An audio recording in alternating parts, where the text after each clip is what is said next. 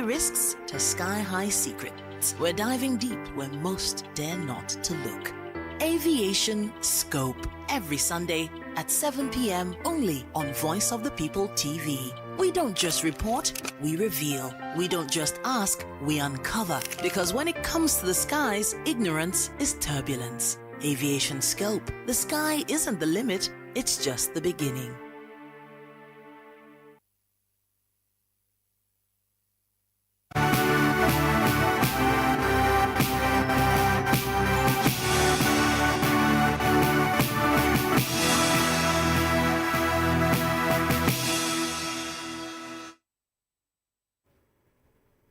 Hello and welcome to the news hour right here on Voice of the People television. I am Chioma Innocent.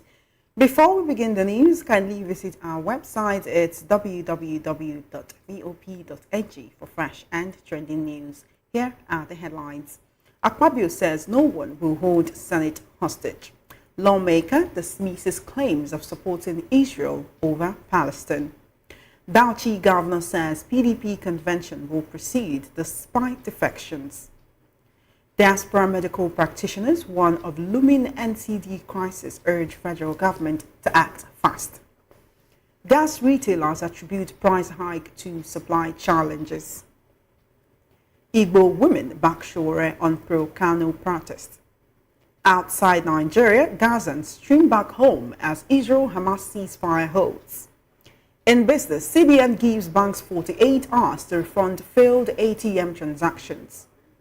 In sports, Mbappe out of France's World Cup qualifier in Iceland with sore ankle. And in the world of entertainment, Johnny Drew says he never felt his place was in church. Now the news in detail. Senate President Godswill Akpabio has declared that the National Assembly will not be held hostage by the disruptive instinct of any of its members, insisting that the upper chamber must uphold discipline and respect for its rules to preserve the sanctity of Nigeria's democracy.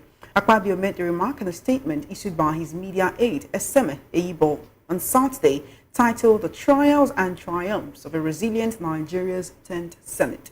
He said the legislature's insistence on enforcing its rules was not about silencing dissent, but about preserving order and the sanctity of democratic institutions.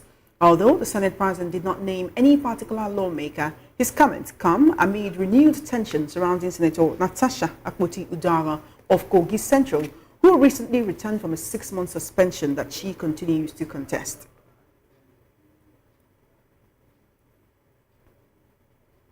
Meanwhile, media aide to Senate President Godswill Akpabio Kenny Okolugbo has criticized PDP chieftain Dr. Adetokunbo Pierce over what he described as irresponsible and misleading statements made during a recent television interview.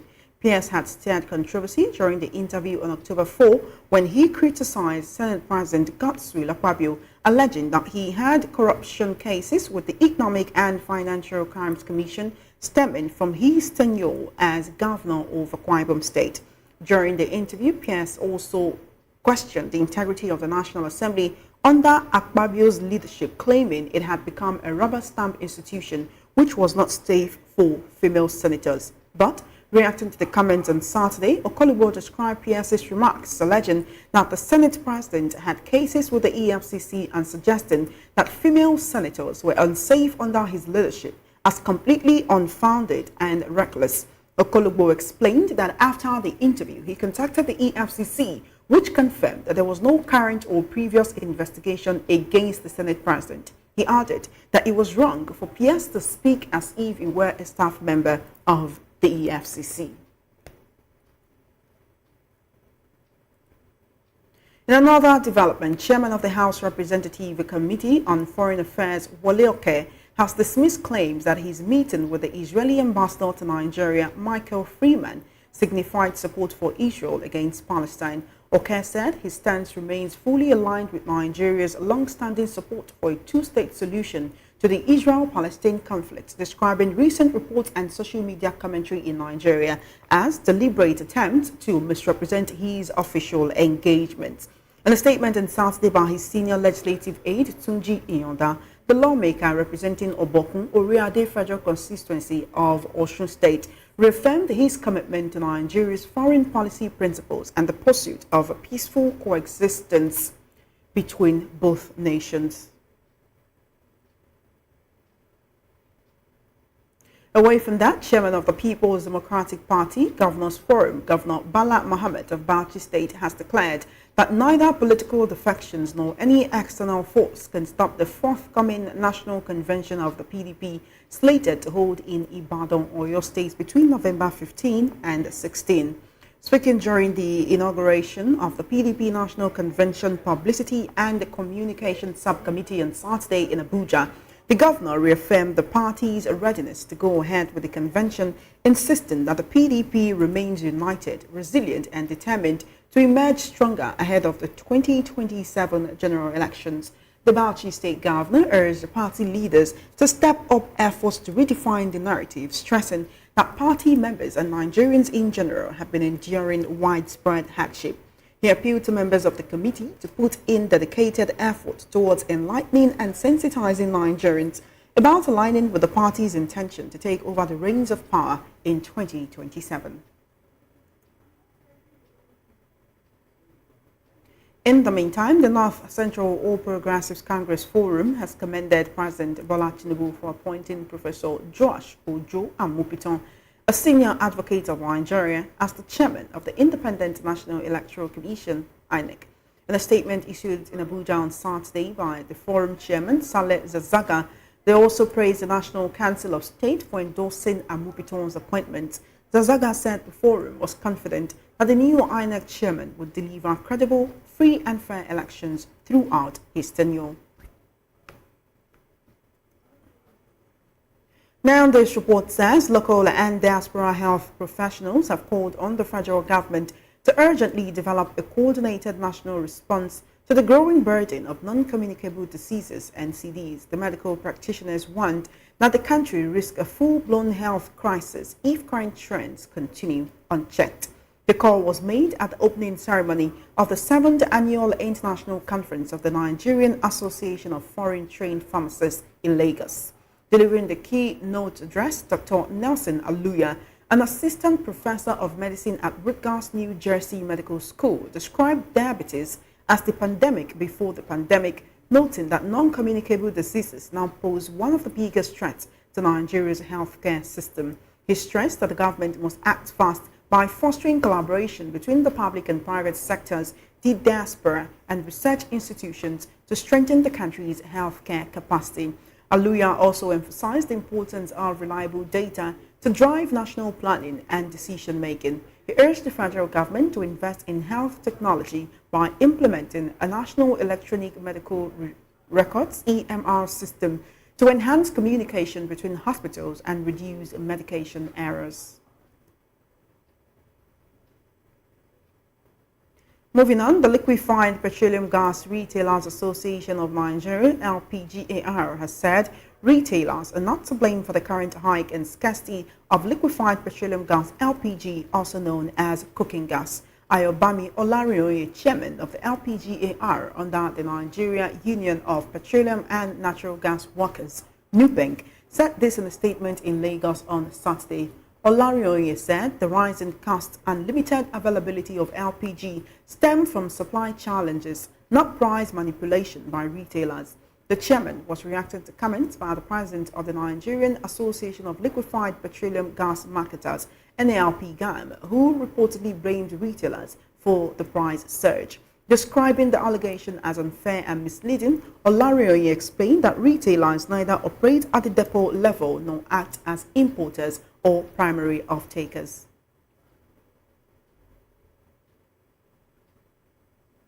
You're still watching the news on VOP TV. More stories right after the break. Stay with us.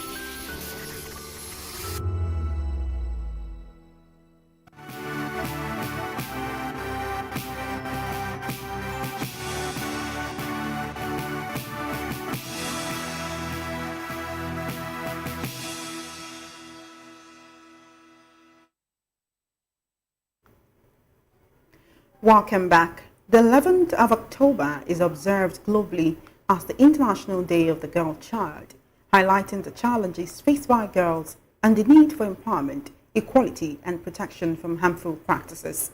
Calls for greater awareness and opportunities for the girl child took center stage during this year's observance of the event. VPTV's Oyindamola Olukuton reports.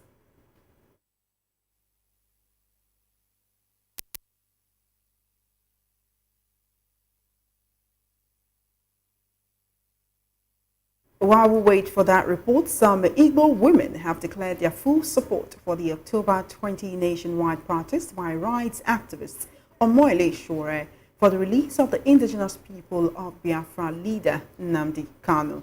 The women commended the convener Shore and supporters, including former President Goodluck Jonathan, former Vice President Atiku Abubakar, amongst others, for lending their voices against what they described as injustice.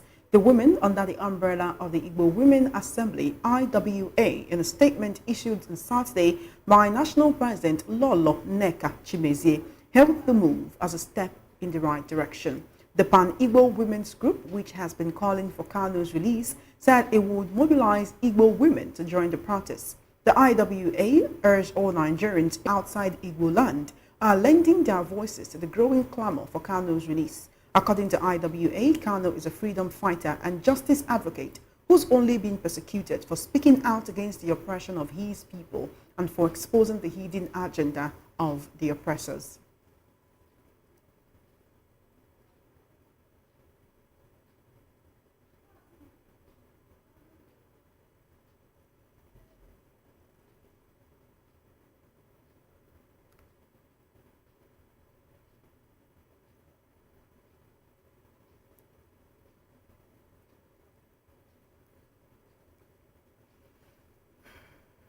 The International Day of the Girl Child is observed globally on October 11, highlighting the challenges faced by girls and the need for empowerment, equality, and protection from harmful practices.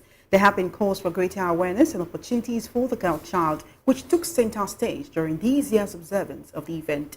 This is a report from VOPTV's Oyindamola Olukuton. The International Day of the Girl Child celebrates the power, potential, and promise of every girl around the world. But despite global commitment, many girls still face barriers such as limited access to education, early marriage, gender-based violence, and harmful cultural practices. Gender equality, advocates say, remains one of the most pressing challenges in ensuring that every girl can dream, learn, and lead without limit. Speaking to Voice of the People TV, Adedoyin Ondinjo emphasized that achieving change begins with awareness, self-sufficiency, and equal opportunities for girls. Thank God the world is looking towards empowering girls, making sure that they get the right education and all that.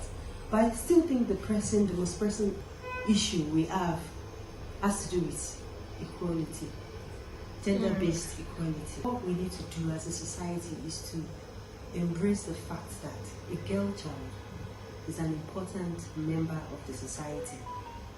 We need to let them feel loved, let them know that they matter. We need to allow them to have a voice. We need to let them know that whether you are a girl or you are a boy, you are a child that has potentials and your future is great. We still have the issue of marrying of girls early into marriage. I believe that act is rather barbaric. It's even a biological known fact that a brain is not well developed until the age of like 25, 26. So what is a girl that is still growing, that her reproductive part has not even grown well? She's still trying to, all her features are just coming out and all that, and you want to marry her off. I believe that's barbaric. Yes, I believe a woman should submit and all that. But submission doesn't stop a woman from reaching her potential. It doesn't stop a girl child from dreaming, from aiming at. She urged government and communities to focus policies on ending early marriage and female genital mutilation while creating space where girls can thrive. A message to young girls: the sky is the beginning. Aspire to become who God wants them to be. Wow, girls, girls, girls. I would like to tell you that you are special, you are beautiful. Don't let anyone bring you down. And again, I want you to believe that you can actually achieve the great potential God has put inside of you. Don't let anyone push you to the back. Don't let anyone relegate you. And you know what? Keep your head up high. And remember, the sky is just the beginning. Advocates maintain that empowering the girl child today means building a fairer, more inclusive tomorrow. Inda Malawan Kutal for Voice of the People TV.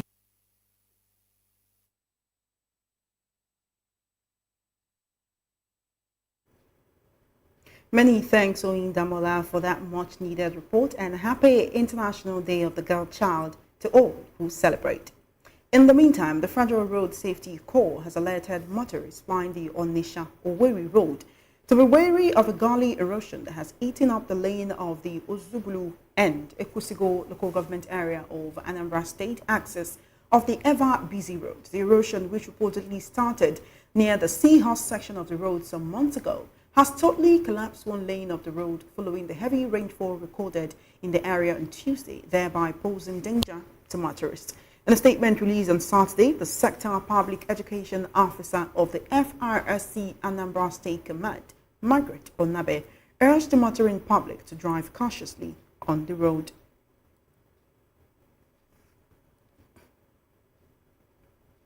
Elsewhere, aviation expert chartered engineer Olaoluwa Dawodu has said that the commencement of commercial operations at the Ekiti Agro-Allied International Cargo Airport will enhance commerce, tourism, and job creation across the state.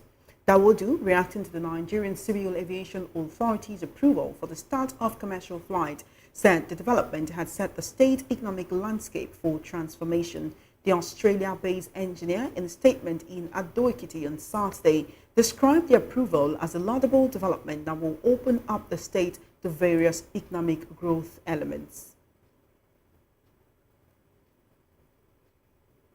The Nigeria Customs Service has cautioned the applicant in its 2025 recruitment exercise to ignore social media posts claiming to show the number of shortlisted candidates per state for the final stage recruitment, describing it as false and unverified. The NCS also reassured candidates that the selection process remains transparent, merit-based, and consistent with global best practices. They made the clarification in a statement on X on Saturday, saying the publication did not originate from the Customs Service or any of its authorized communication channels. The Nigerian police force on Saturday paraded the 12 suspects arrested in connection with the armed robbery and killing of Sontochukwu Maduagu, a journalist with the Rise News, and Barnabas Danlami, a security guard, during a violent attack at Unique Apartments, Katampe Extension, Abuja, on September 29, 2025. Speaking at a news briefing on Saturday at the FCT Police Command Headquarters, Garki, Abuja, the first public relations officer, CSP Benjamin Hundein, said the arrest followed a coordinated intelligence-driven investigation launched immediately after the incident. The suspect arrested are 22-year-old Shamsuddin Hassan, 22-year-old Hassan Issa, 27-year-old Abubakar Alkamo, also known as Abba, 20-year-old Sani Sirajo, 28-year-old Mashkor Jamilu, 21-year-old Suleiman Badamasi. Others are 23-year-old Abdul Salam Saleh, 23-year-old Zaharaddin Mohammed, 30-year-old Musa Adamu, 27-year-old Sumaya Mohammed, 25-year-old Isa Abdurrahman, and 31-year-old Musa Umar. Recovered exhibits included one locally fabricated AK-47 rifle, one locally made pistol, one pump-action gun, 36 live rounds of 9mm ammunition, 2 live cartridges, 4 mobile phones, 2 sharp knives, 1 cutlass, and 2 flashlights. According to police investigations, the fatal shot that killed security guard was fired by one of the suspects, Shamsuddin Hassan, after the guard reportedly attempted to prevent the gang from gaining access to the apartment. Up next on the news are its foreign, business, sports, and entertainment stories right after this break. Stay tuned.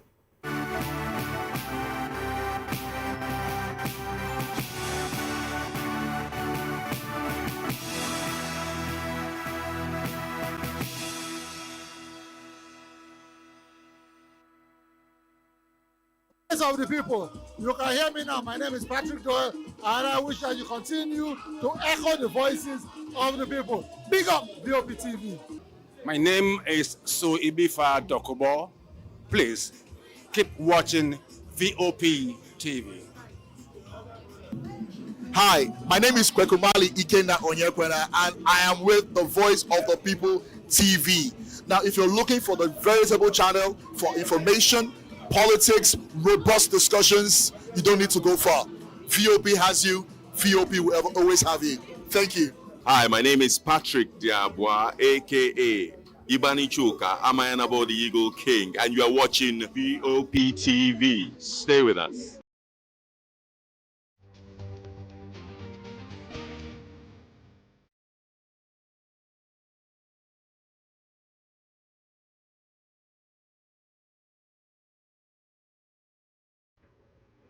Welcome back. Now on to the foreign scene. Thousands of Palestinians streamed north along the coast of Gaza on Saturday, traveled by foot, car and cat back to their abandoned homes as a ceasefire between Israel and Palestinian militant group Hamas appeared to be holding. Israeli troops pulled back under the first phase of a U.S. brokered agreement reached this week to end the war, which has killed tens of thousands of people and left much of the enclave in ruins. U.S. President Donald Trump's Middle East envoy Steve Witkoff was in Gaza early Saturday to observe the Israeli military redeployment. Israeli Army radio reported, citing a security source. He was joined by the head of the U.S. Military Central Command, CENTCOM, Admiral Brad Cooper, who said in a statement that his visit was part of the establishment of a task force that would support stabilization efforts in Gaza through U.S. troops, though rather U.S. troops would not be deployed inside the enclave. Meanwhile, Hamas has recalled 7,000 fighters to reassert control over Gaza as fears of renewed internal violence emerge following the withdrawal of Israeli forces. The mobilization has been widely anticipated as uncertainty grows about who will govern Gaza once the war ends, something considered a key sticking point for later phases of Trump's plan. On a very tragic note, no survivors are expected to be found after a major explosion at the Tennessee munitions factory on Friday that has left 18 people unaccounted for. Humphreys County Sheriff Chris Davis told the news conference on Saturday that recovery teams don't expect to find any of the missing alive, but they are not giving up hope. It is still unclear what caused the explosion at the plant in Bucksnort, Tennessee, roughly 56 miles southwest of Nashville. The facility specializes in the development, manufacture, handling, and storage of explosives. Elsewhere, several people have been injured after an unknown person fired shots in the marketplace in the German town of Gießen, the DPA news agency said on Saturday, citing police. The Bild newspaper, citing police, said the suspect was on the run, but that there was no further danger to the general public. It was not immediately clear how many people were injured, and the circumstances surrounding the incident were not immediately known. Away from that report, the reappointed Prime Minister of France, Sébastien Lecornu, on Saturday urged France's political parties to work together to put an end to what he described as the ridiculous spectacle seen in recent days as he faces a Monday deadline to present a budget. President Emmanuel Macron's decision to reappoint Lecornu has enraged some of his fiercest opponents who argue the only way out of France's worst political crisis in decades is for the president to either call a fresh legislative election or resign. Lecornu criticized the political deadlock that has gripped the country and urged political parties to overcome their differences to pass a budget by the end of the year, a crucial step in bringing France's widening fiscal deficit under control.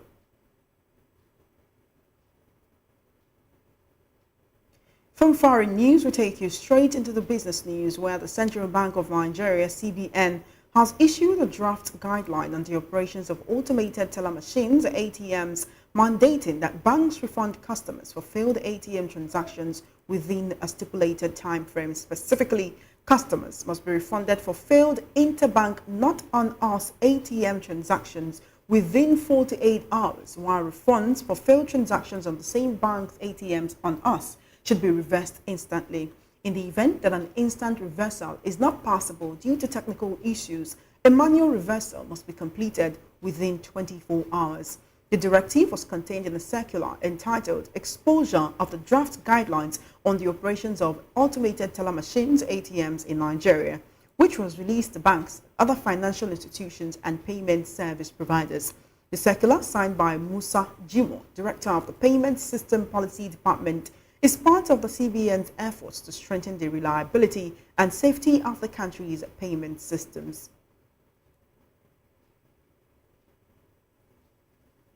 The Naira firmed modestly in the official Nigerian foreign exchange market (NFM) as dollar liquidity improved and market participants reacted to steady foreign reserve inflows and central bank guidance. The NFM official closing dollar quote was about 1,466 naira 65 kobo per US dollar. The Central Bank of Nigeria's published exchange rate table shows daily official figures used by market participants and banks. Recent CBN published rates in early October range from 1,400 naira to 1,470 naira. On the 11th of October, parallel market bureau exchange BDC quotes remain higher, around 1,490 to 1,500 naira per US dollar in Lagos, reflecting continued two-tier pricing and stronger demand in the cash parallel window.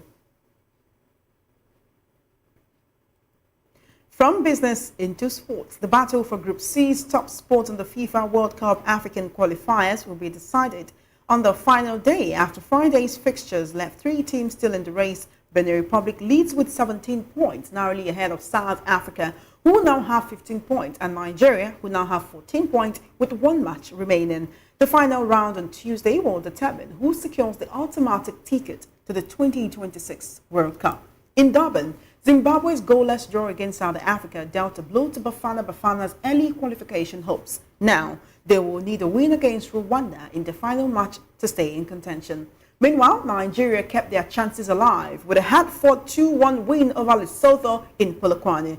Captain William Troost Ekong's penalty strike and Akko Adams' second goal gave the Super Eagles a crucial 3 points, keeping them in the race.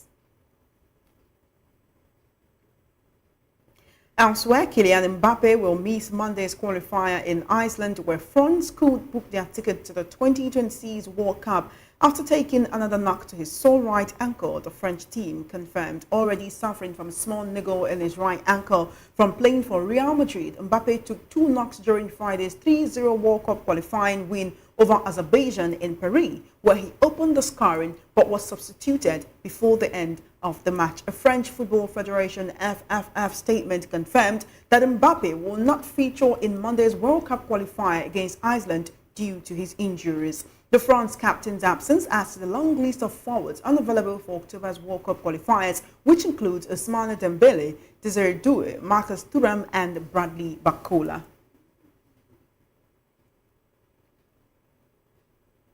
In a landmark event for sports journalism in Lagos, the Sports Writers Association of Nigeria, SWAN, held its highly anticipated elections at the National Stadium Surulere, and Pastor Oladuni Olatutu was re-elected chairman alongside other 5 other contestants. The process, overseen by the SWAN Electoral Committee, SWANECO, led by Sir Victor Enyinaya, KSP, was conducted with strict adherence to the association statutes, ensuring a transparent and credible outcome. Following the election, a formal swearing-in ceremony was held with legal practitioners administering the oath of office to the newly elected executive. VOPTV was present to monitor the proceedings, capturing the historic moment as the new leadership took place. Ikechukwu Agwago has the rest of the report. So today is exactly about 3 weeks where we last came here, right here at the National Stadium, Surulere, and this building here is the SWAN Lagos State Chapter building, where the election for the new elected body is supposed to be held. The infrastructure and everything is in place, and all the contestants are also already on ground. So stay tuned. We'll give you all the details as the election unfolds. All members were accredited by SWAN Electoral Committee before votes were collated and results announced. and Ambassador Omobowale Oladuni Adetutu emerged unopposed as chairman of Sport Writers Association of Nigeria Lagos chapter, alongside 5 other candidates. So I am humbled to stand before you today, and I'm glad that I'm coming in again for the second term as the chairman, Sports Writers Association of Nigeria Lagos chapter. Since year 1964, officially we are 61 years old and some months. We've not had any female gender who has occupied this position. So, but with the privilege and with the, with the handwritten of God in destiny. So this came to pass because it's not part of what I bargained for in the first place. But as God have it, here I am, for the second time as the first female chairman of Sports Writers Association of Nigeria, Lagos chapter, which is also the bedrock and pillar for every other sports chapters of SWAN across the country. I'm happy we have delivered, but it was not easy. Working around the clock, in the night, in the day, and in the morning. It was fantastic. The team I worked with were a fantastic team. In the persons of Jerry and Joshua, they were fantastic people. So they cooperated with me. Whenever I called them on, they answered me. We were able to deliver this seamless election today. Then what I'm expecting from the newly elected ESCO is a vibrant SWAN, an association that would really be watchdog of the society, an association that will really bring back the glory of SWAN. I think in the last 3 years, one must be very, very objective. The chairman has done very, very well. I attended some of the programs they had here, and I think they are first-class programs, well sponsored. She was able to expose SWAN to corporate organizations, to international organizations, reputable establishments. And I think it is a very, very good thing. You see, SWAN is an association of intellectuals. We shouldn't reduce this association to an association that will be organizing friendly matches all the time. No, it is wrong. We are not football association. Let's leave football association with the duty of organizing five-a-side or whatsoever football competitions. We are intellectuals. Let us organize discourse. Let's organize seminars, symposia, even colloquium. These are things that the society expects from SWAN. All right, so the election has come and gone, and every single elected position has been filled. Every single one of them emerged unopposed. Now the big question is this a sign of a united house that have decided to sheath their sword to move forward, or a sign of the silence before another chaos? I'm Ikechukwu Ago, reporting for Voice of the People TV. Many thanks to Ikechukwu for that in-depth report. From sport, we take you into the world of entertainment, where Afrobeat singer and songwriter Johnny Drill has opened up about his musical journey and how he struggled to find his place in the church community despite starting out there. Speaking during a recent podcast appearance, the singer revealed that although he once served as a music director in church, he never truly felt his style of music belonged there. However, he noted that his time as a choir director helped shape his skills as a musician, even though he didn't perform much at the time.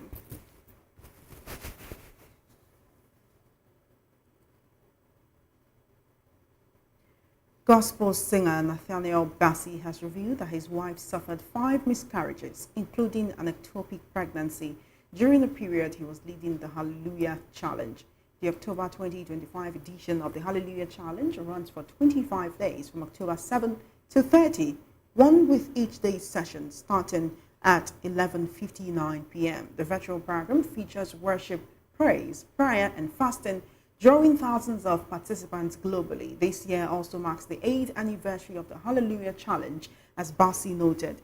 Speaking while leading the ongoing edition, Bassey reflected on how he continued to minister despite personal grief, often returning to lead worship even while his wife was hospitalized.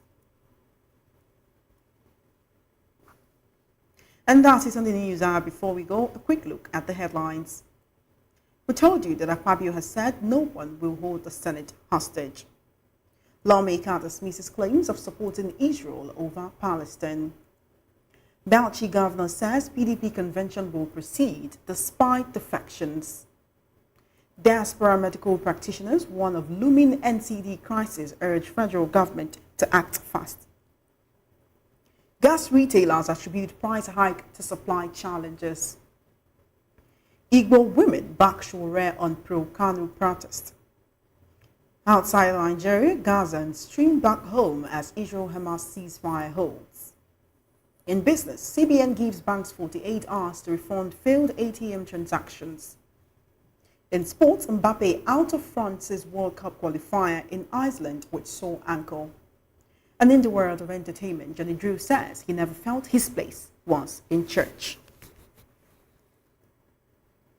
Do well to subscribe to our YouTube channel. On YouTube, we are Voice of the People TV, and on other social media platforms, we are at VOP TV Live. If you witness news happening near you, we want to hear from you. Send your eyewitness reports, event coverage requests, photos or videos directly via WhatsApp to 0814-606-4057.